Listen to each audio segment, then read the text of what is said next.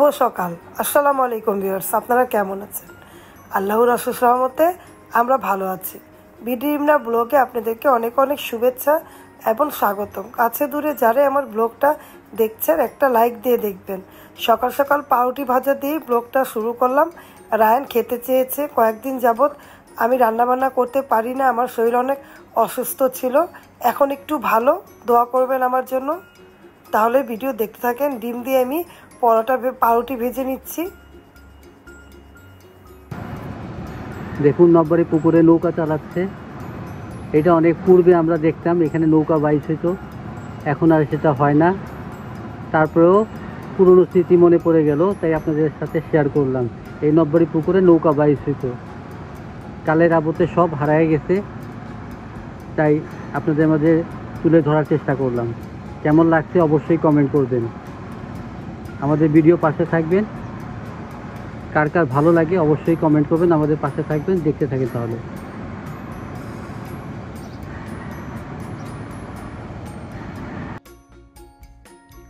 অনেক ঠান্ডা লাগছে, এই যে মেনথলে ভাপ নিতে হইতেছে।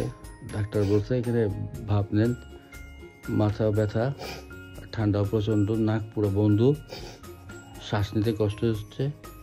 তাই ডাক্তার বললো যে এখানে মেনথলে ভাপ নিতে, আর ওষুধ তো দিয়েছেই।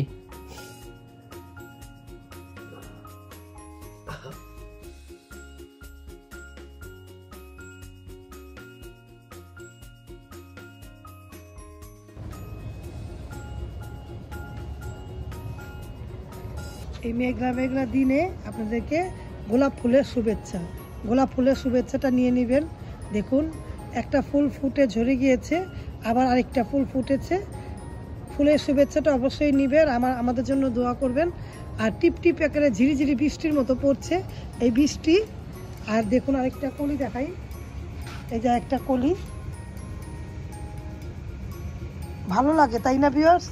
নিজের হাতের লাগানো জিনিস যখন ফুল হয় তখন ভালো লাগে, ছিঁড়তেও ভালো লাগে না, মনে হয় যে দেখি ভালো লাগে, অনেক ভালো লাগে। ভালো লাগাটা আপনাদের মাঝে শেয়ার করছি। আর পুকুর পাড়টা দেখুন, নবাববাড়ি পুকুর পাড়টা। বলো না গোলাপের কাঁটা আছে, গোলাপের কাঁটা আমাকে ধরে ফেলেছিল। পুকুরটা দেখুন কমছে আছে, বৃষ্টি কিন্তু পড়ার শব্দ নাই, কিন্তু একেবারে মানে এখন ঝুপঝুপে পড়বে, হাতে লাগছে ফোটা ফোটা বৃষ্টি। আর ওই যে পুকুর পাড়, ওই যে পুকুর পাড়টা স্তব্ধ হয়ে আছে। আর এখানে এই পাশটা ঝরঝরা। আমি আপনাদের দেখাই, আমি আগের ব্লগে দেখিয়েছি আপনাদের আহসান মঞ্জিলের গম্বুজটা। আমার অনেক জ্বর এসেছিল কালকে, অনেক জ্বর মানে 101 হয়েছিল, 2 হয়েছিল, তারপরে 100। মনে করেন প্রেশার লো, আপ ডাউন করতে করতে শরীরটা অনেক অসুস্থ। তারপরে এখন একটু ভালো, হাঁটতেও তো হয় তাই না। আর দেখুন পাতা গ্রিনিশ ভাবটা ভালো লাগে, এই গ্রিনিশটা আপনাদের মাঝে শেয়ার করলাম। আর আমার মেয়ের ভালোবাসার ফুল এখন ফোটা বন্ধ হয়েছে, একটা সময় যায় তখন ফুটে, কিন্তু এখন দুই একটা ফুল ছাড়া কোনো কিছুই নেই। তারপরে আপনাদের মাঝে শেয়ার করলাম। আর ওই বাড়িতে কার জানি বিয়ে হচ্ছে, বিয়ে বাড়ির দাওয়াত আমার ভালো লাগে না। আমার মেয়ে পছন্দ করে বিয়ে বাড়িতে, মনে করেন মেয়ে থাকলে মেয়ে সাজুগুজু করে স্টাইল করে যায়, আমরা বসে থাকি। আমি তো অত সাজি না, কাপড় টাপড় খালি যাই। আর আমার মেয়ে ওই সাজুগুজু না, মনে করেন 1 ঘন্টা আগে থেকে মেয়ে না মেহেন্দি লাগাইতে চায়। বিয়ে হইলে বিয়ে বাড়ির দাওয়াত খায় না, কিন্তু এরকম একটু খায়, কিন্তু আর বিয়ে বাড়িতে যেতে ভালো লাগে। রিন্থি রায়ান 2 ভাই বোনের, কিন্তু বিয়ে বাড়ি দেখলে এখন আমার কলিজাটা মোচড় দিয়ে ওঠে। কেন বিদেশ বাড়িতে তো বিয়ে বাড়ি হয় না, সত্যি কথা। হ্যাঁ, বাংলাদেশের মতো বিয়ে হয় না, আয়োজন করে বিয়ে হয় না। বিয়ে বাড়িটা দেখলে আমার মেয়ের কথা মনে পড়ে, ভালো লাগে না। আর মেয়ের মেহেদি গাছটা দেখুন একেবারে আকাশ ছুঁয়ে যাচ্ছে। আমার একেবারে আকাশ তো ছুঁতে পারবো না, আমার থেকে উপর দিকে যতই দিন যাচ্ছে অত উপর দিকে উঠছে। এই পাশে থেকে দেখতে থাকেন ভিডিও। যদি ভিডিও ভালো লাগে লাইক কমেন্ট শেয়ার করবেন, সাথে থাকা বেল আইকনটা ক্লিক করে দেখবেন।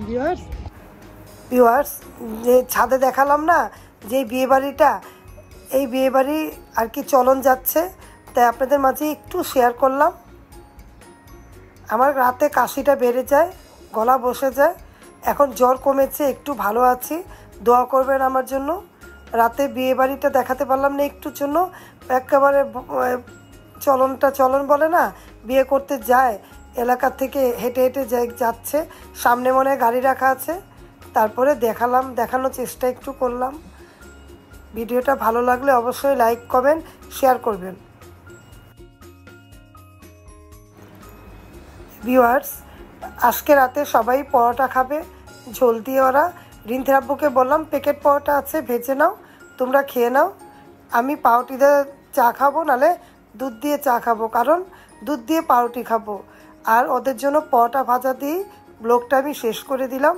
যদি ব্লগটা ভালো লাগে অবশ্যই লাইক কমেন্ট শেয়ার করবেন, সাথে থাকা বেল আইকনটা ক্লিক করে দেখবেন, আর আমাদের জন্য দোয়া করবেন, আমাদেরকে সাপোর্ট করবেন, আমাদের পাশে থাকবেন। আল্লাহ হাফেজ, আসসালামু আলাইকুম।